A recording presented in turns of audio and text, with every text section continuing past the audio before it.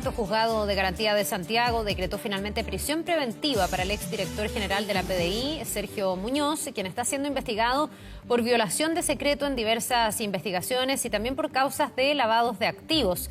Vamos a profundizar en este tema. Estamos para esto junto a Susana Sierra, directora ejecutiva de BH Compliance y expresidenta además de Chile Transparente. Muchas gracias por estar con nosotros y bienvenida. ¿Qué tal, Susana? Bienvenida. Hola. Muy buenos días. Bueno, este es un tema que tiene múltiples aristas, ha estado en el foco de la noticia prácticamente los últimos 4 o 5 días acá en nuestro país. De todo lo que hemos conocido hasta ahora, para usted, ¿qué es lo más grave? Lo más grave es la alteración a la confianza y el golpe duro que se le ha dado a la confianza ciudadana. La verdad es que, porque ayer se hablaba mucho, si habían platas, no habían platas entre medio. Yo creo que a estas alturas que eso agrava los hechos, pero el tema de que una persona con el mando que tenía, con una de las instituciones que hoy día deberían ser de las instituciones más importantes por todo el tema de crimen organizado que estamos viviendo en el país, que simplemente haya revelado los secretos, es un golpe duro a la confianza ciudadana. Y lamentablemente cuando hay desconfianza, cuando existen estas crisis, las instituciones se debilitan, y cuando las instituciones se debilitan también ayuda a que permee la corrupción. Por lo tanto, los hechos son no solamente el hecho concreto, sino que es el degrado a la confianza. Ya, ahora, evidentemente ese daño a la confianza existe y hay una mirada ciudadana además muy relevante, escrutadora de estos casos, pero también cierta suspicacia, ¿no? La gente dice, bueno, a lo mejor aquí no pase mucho, la justicia a lo mejor le va a dar clases de ética. ¿Qué mirada tienes de eso, Susana? Pensando que ayer, al menos en esta primera parte, que tiene que ver con fijar el tiempo de investigación y poner una medida cautelar, se optó efectivamente por la más gravosa, que es la prisión preventiva. Sí, yo creo que eso es una buena señal y que efectivamente para poder recuperar esas confianzas se necesita que existan castigos concretos. Y por suerte ayer en ese sentido fuimos por el buen camino.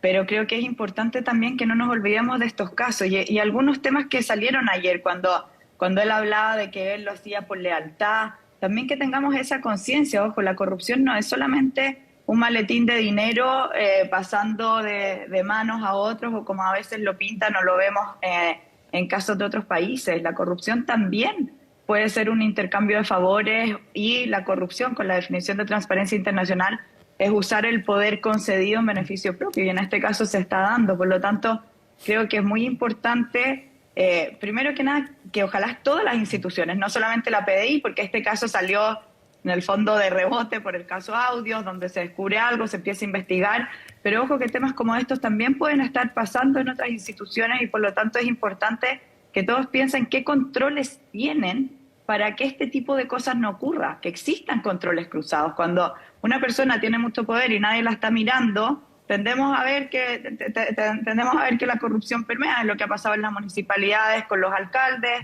es lo que hemos visto lamentablemente, no solamente con este ex director de la PDI, Muñoz, que filtró información, también con el anterior, que en el fondo está acusado de malversación de caudales públicos, de lavado de activos. Por lo tanto, lamentablemente son temas que se están repitiendo en las instituciones y que tenemos que ver qué controles existen o qué controles tienen para prevenir que esto ocurra.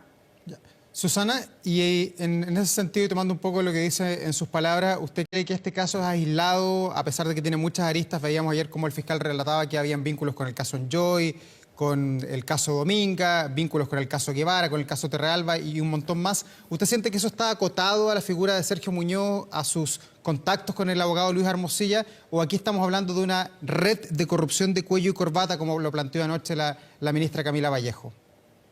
Espero que no exista una red de corrupción de cuello y corbata. No hay antecedentes para eso. Pero yo creo que tenemos que ir a algo más simple y tenemos que ir al sentido común. Si es que uno ve las respuestas y tal vez que podemos creer de buena fe, que tal vez ni siquiera entendía la gravedad de lo que pasaba ayer, lo que más decía Sergio Muñoz en la formalización era: yo lo hice de buena fe, lo hice por la lealtad que le tenía a él. Y por lo tanto yo creo y espero que hoy día todas las personas que tienen información reservada, todas las personas que tienen cierto tipo de poder, estén pensando qué cosas han hecho, tal vez pensando por lealtad hacia una persona y no lealtad hacia la institución. Ojo, esto pasa en las empresas, pasa en las instituciones, pasa en todos lados. Por lo tanto, más que una red, yo creo que lo que nos falta es una sacudida como país y es en el fondo una cultura de entender de que acá no es, o sea, que las personas se deben a las instituciones en las que trabajan y a las instituciones a las que representan, no a sus amigos.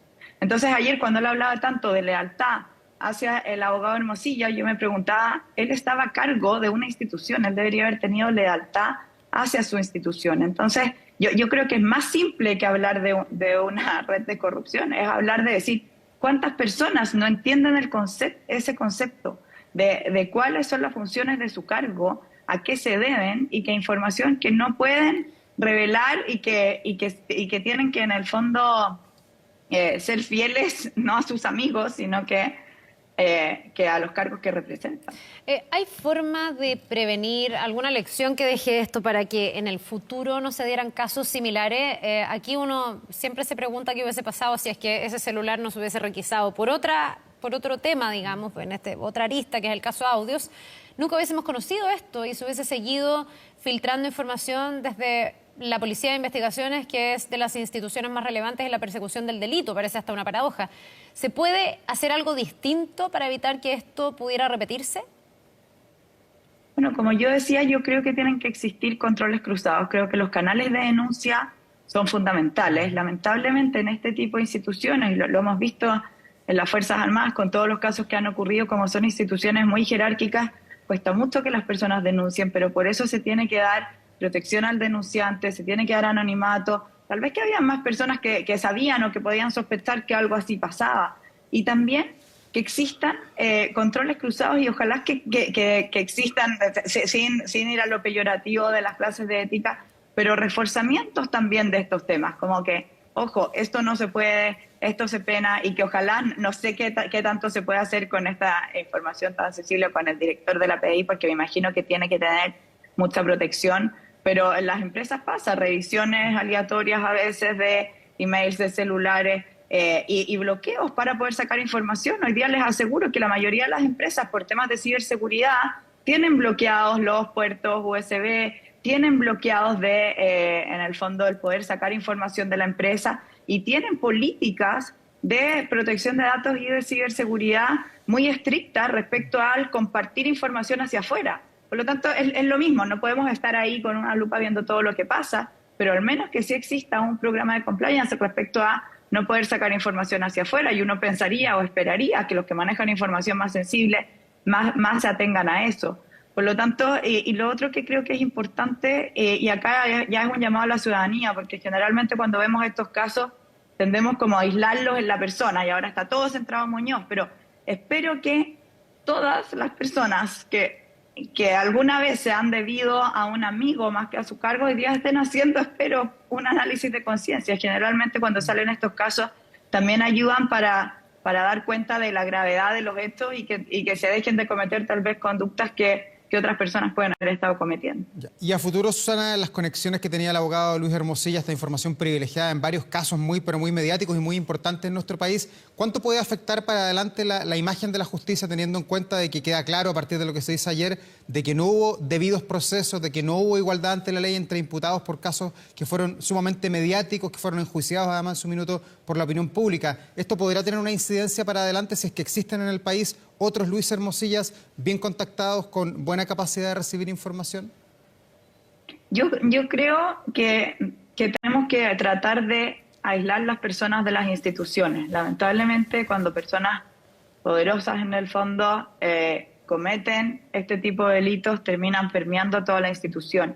Pero por eso yo creo que es súper importante que acá ojalá también la propia institución justicia, si es que descubre que dentro de sus filas tenía personas que no se debían a la institución, sino que a su beneficio propio, que actuaban de esta manera, que también los aísle.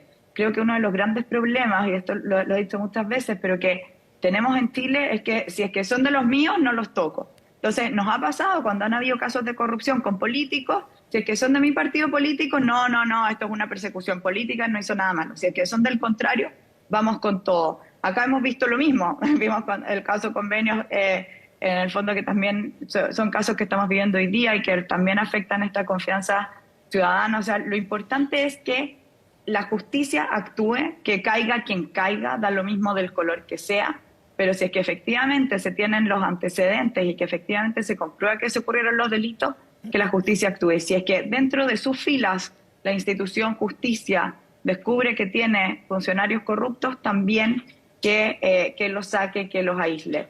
Y yo creo que esto es válido para todas las instituciones, para todos los partidos políticos, para todas las empresas. O sea, cuando tendemos a proteger solamente porque es de los míos o porque es mi amigo, sin ser capaces de ver incluso a veces hasta lo que dicta la justicia, es cuando terminamos cayendo en estos temas. Sí, estos son los casos que a uno le hacen pensar si no nos hemos como autoengañado en Chile pensando en que tenemos niveles de corrupción acotados. Generalmente en los rankings salimos bastante bien, pese a que se ha constatado un debilitamiento institucional en Chile, pero todavía son instituciones que operan, que funcionan. Lo estamos viendo en este caso, sin ir más lejos, que caiga una de las autoridades de la PDI tiene que ver con eso, con que la institucionalidad funciona. Pero uno también se pregunta por qué tenemos personas que avanzan y llegan, por ejemplo, a convertirse en el, no sé, abogado con mayor reputación o mejor reputación de la plaza de esta manera. O por qué se generan estos vínculos maliciosos en personas que vemos que empiezan a tener beneficios con eso. Ahí yo no sé qué espacio de mejora hay para un país como el nuestro, Susana. Ahí yo creo que ese es un súper buen punto, porque siempre nosotros dijimos que en Chile no existía corrupción, porque efectivamente no veíamos casos como los que hemos visto en países vecinos de todos los presidentes presos o la expresidenta desenterrando billetes de un convento o en Brasil con billetes detrás de las paredes. Entonces, dado que no veíamos esos casos de corrupción, decíamos, acá la corrupción no existe o es muy acotada. Pero en Chile somos una sociedad muy pequeña, somos muy pocos. Entonces prácticamente todos se conocen con todos. Y por eso que el tema de amiguismo, de favor por favor, a veces ni siquiera hay plata entre medio, pero es, bueno, hoy por ti, mañana por mí. Entonces, de crear esta lealtad hacia las personas, porque como el país es tan pequeño, a veces pensamos que tenemos más posibilidades de surgir, teniendo, como que cuando dicen es mejor tener amigos que plata.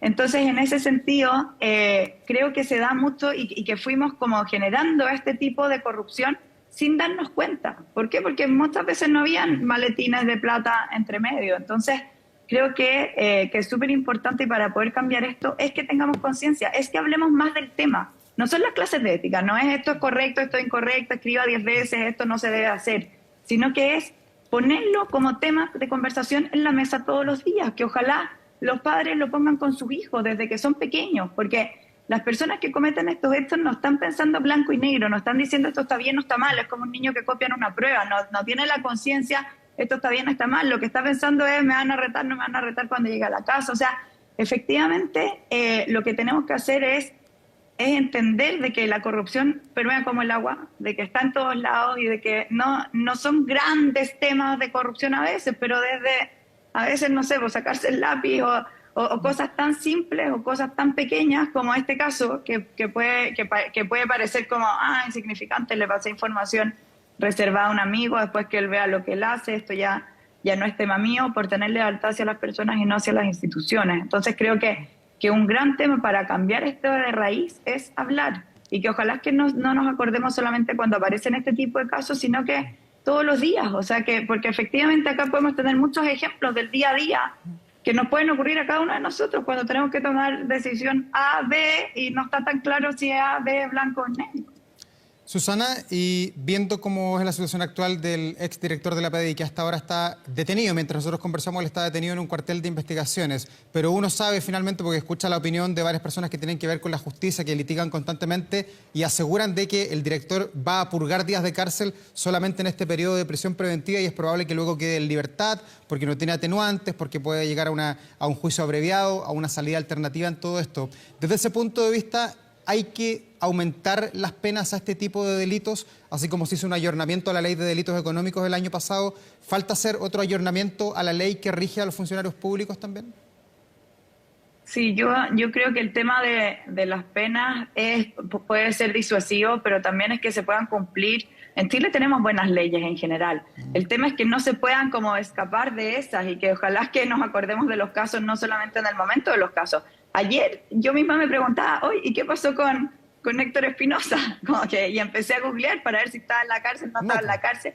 Resulta que está como en prisión nocturna, o sea, efectivamente robó plata, le hizo un daño gigante a la institución, un daño gigante al país y termina en nada. Entonces yo creo que es importante que también como ciudadanía exijamos como que se aplique lo máximo de la ley, porque acá existen, o sea, acá existe la pena de cárcel para este tipo de delitos, que decía que en el fondo que podía ser hasta 5 años. El tema es que también existen todas estas excepciones para que después pueda salir y al final no se termina aplicando la ley. Entonces acá yo creo que más que hacer nuevas leyes es poder hacer de que efectivamente se aplique la ley, las penas máximas para que efectivamente exista Susana, un castigo disuasivo. sí, en este caso incluso uno podría decir, bueno, quizás es peor que las clases de ética, porque por último esas personas que fueron tan criticadas fueron a clases de ética. Acá el director se llega a un juicio abreviado, no queda ni con clases de ética ni con nada, queda anotado nomás en su hoja como ciudadano, pues.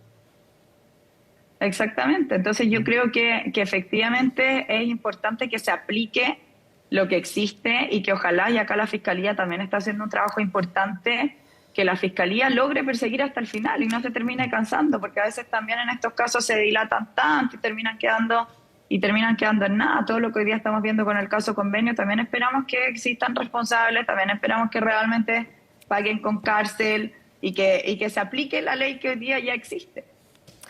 Bien, pues le queremos agradecer a Susana Sierra, directora ejecutiva de BH Compliance y expresidenta de Chile Transparente, por esta conversación. Que tengas un muy buen día, Susana. Nos vemos. Gracias, buenos días. Muchas gracias. Ustedes también. Que estén bien. Chao. Chao.